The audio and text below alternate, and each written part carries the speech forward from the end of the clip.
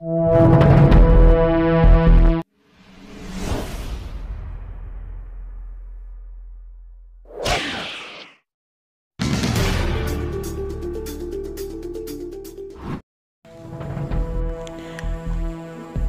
वालेकुम दोस्तों, मैं हूं यासिर अरफात और आप देख रहे हैं उर्दू जियोग्राफिक। जब से ये दुनिया इर्तिका पजीर हुई है, यहाँ पर हर चीज़ जीने की तागोदो में लगी हुई है। इन्हीं में से ये मामूली सा घास का टिड्डा भी है। शिकार और शिकारी के खेल में ये हमेशा दुश्मन को चौंका देता है।